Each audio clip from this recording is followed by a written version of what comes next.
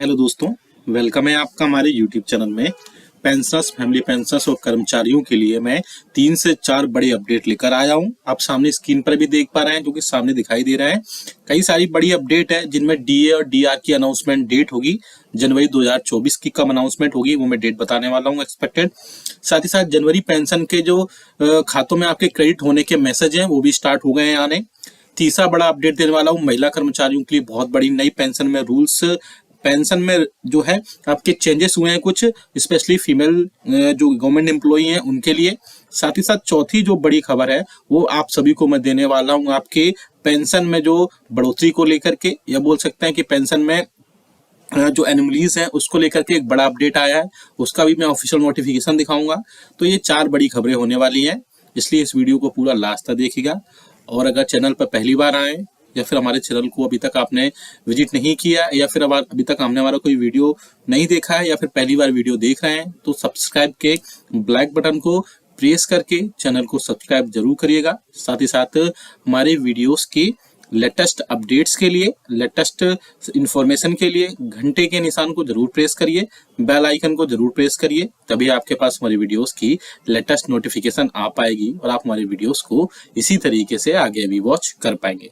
चलिए पहली बड़ी खबर की तरफ लेके चलते हैं। जैसे कि आपकी स्क्रीन पर भी दिखाई दे रहा है कि पहली जो बड़ी ब्रेकिंग न्यूज आ रही है, डीए और डीआर की अनाउंसमेंट डेट कब होगी, जनवरी 2024 से आपको खातों में कब से मिलेगा। तो बड़ी ब्रेकिंग निकल कर आ रही है कि डीए और डीआर की अनाउंसमेंट डेट आपकी मार्च मंथ में होगी।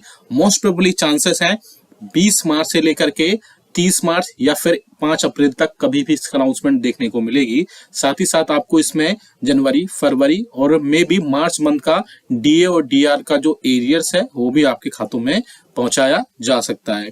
इसमें डीए और डीआर अनाउंसमेंट के साथ में जो एग्जिस्टिंग एम्प्लॉइज हैं उनके लिए इसमें एचआरए भी ऐड होगा। अभी आप सभी को पता है कि 7वें वेतन आयोग के रिकमेंडेशंस के हिसाब से कर्मचारियों को 9, 18 और 27 रिस्पेक्टिवली जेड वाई और एक्स सिटीज के हिसाब से आपको एचआरए प्रोवाइड किया जाता है। अब जैसे ही डीए और डीआर आपका 50% क्रॉस करेगा, उसके बाद में आपको 10, 20 और 30 यानी 10, 20 और 30% आपको एचआरए प्रोवाइड कराया जाएगा। यूजुअली जब 25% डीए और डीआर क्रॉस किया था तब भी इसमें बढ़ोतरी की गई थी, तब 8, 16 और 24 था। अब जो है इसके बाद में 50% क्रॉस करने के बाद में सर्विंग या एग्जिस्टिंग एम्प्लॉइज के लिए उसमें बढ़ोतरी होगी और फिर 10, 20 और 30% एचआरए उनको प्रोवाइड कराया जाएगा।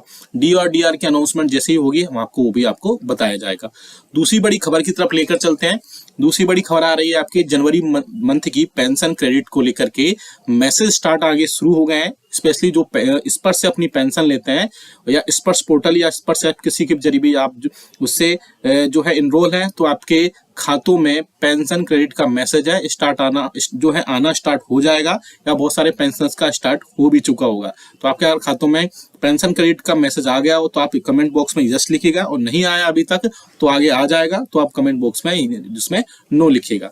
तीसरी बड़ी खबर की तरफ लेके चलते हैं। साथ ही साथ जो फोर्थ खबर है वो बहुत इंपॉर्टेंट है, हम थोड़ा बाद में बताएंगे, इसे ध्यान से देखिएगा। थर्ड खबर को, गवर्नमेंट ने नया पेंशन रूल निकाला है, महिला कर्मचारियों को एक बड़ी राहत दी है।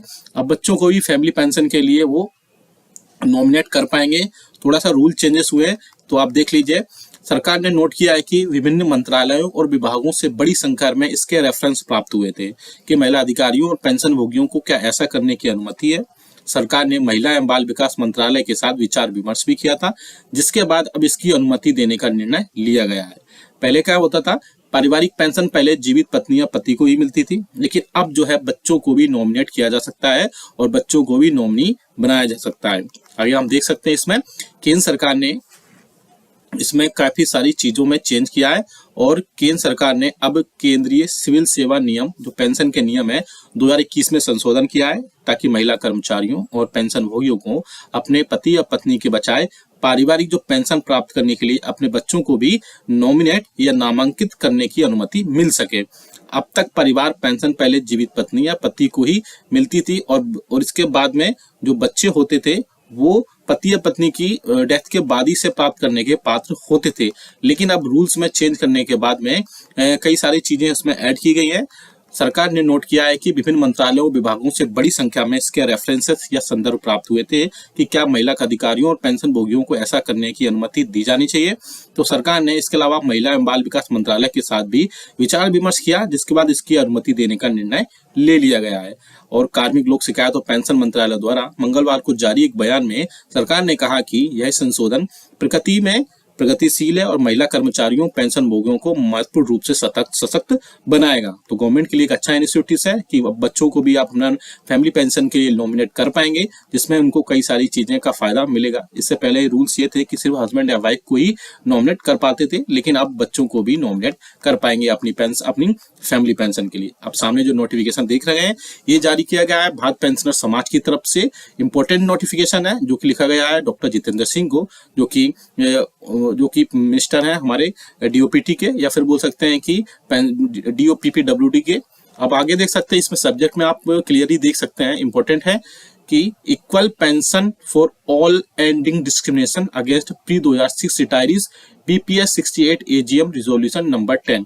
तो भारत पेंशनर समाज की जो एनुअल मीटिंग होती है उसमें जो 2006 से पहले के पेंशनर्स थे उनके पेंशन में कई सारी चीजों में इनको एनोमलीज थी, या बोल सकते हैं कि उनको एनोमलीज दिखाई दे रही थी। उसके बाद में उन सभी ने गवर्नमेंट ने इस भारत पेंशनर समाज ने सरकार से रिक्वेस्ट की है कि बहुत सारी चीजें आप लिविंग कॉस्ट है वो दिन पे दिन बढ़ती जा रही है, और इसके अलावा जो फिक्स्ड उनकी इनकम फिक्स्ड होती है और पेंशन फिक्स होती है, ज्यादा बढ़ोतरी नहीं होती है उसमें, जिसके चलते 2006 से पहले के जो पेंशनर्स हैं स्पेशली उनको बहुत ज्यादा प्रॉब्लम का सामना करना पड़ रहा है, जिसके चलते उनको बहुत ज्यादा दिक्कतों का सामना करना पड़ रहा है। इसलिए 2006 से पहले के जो भी पेंशनर्स हैं उनकी पेंशन में जो भी अनियमितताएं या बोल सकते हैं कि एनोमलीज हैं वो उनको दूर करने की सरकार पूरी कोशिश करे। अब इसका जो भी लेटर में जवाब आएगा हम आपको जरूर बताएंगे। इसके अलावा इसके अलावा एक और बड़ी खबर है कि अब जनवरी 2024 के महंगाई भत्ते और महंगाई राहत में बढ़ोतरी तो अभी होना थोड़ा सा बाकी है, क्योंकि इसकी अनाउंसमेंट तो फिक्स है कि मार्च के लास्ट 20 मार्च से लेके 5 अप्रैल के बीच में कभी भी होगी, लेकिन अभी इस मंथ का all India consumer price index का डेटा आना बाकी है।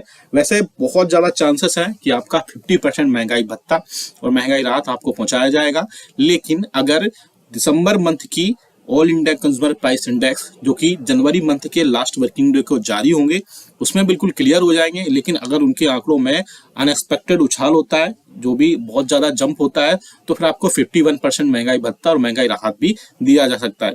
अदरवाइज आपको 50% महंगाई भत्ता महंगाई राहत मिलना बिल्कुल तय बताया जा रहा है। लेकिन अगर इसमें अनएक्सपेक्टेड बढ़ोतरी होती है, अनएक्सपेक्टेड उछाल होता है, तो फिर 51% महंगाई भत्ता और महंगाई राहत भी आपके खातों में मिल सकता है। आप हमें कमेंट करके अभी जरूर बताएगा कि आपकी जनवरी मंथ की पेंशन क्रेडिट होने के मैसेज आने स्टार्ट हुए हैं या नहीं हुए होंगे तो आप यस लिखिएगा, नहीं होंगे तो नो लिखिएगा। और आप इस पूरा पीडीएफ को डाउनलोड करना चाहते हैं, सारी इन्फॉर्मेशन को जो भी हमने आपको दी है तो वो भी आप हमारे डिस्क्रिप्शन बॉक्स से लिख सकते हैं।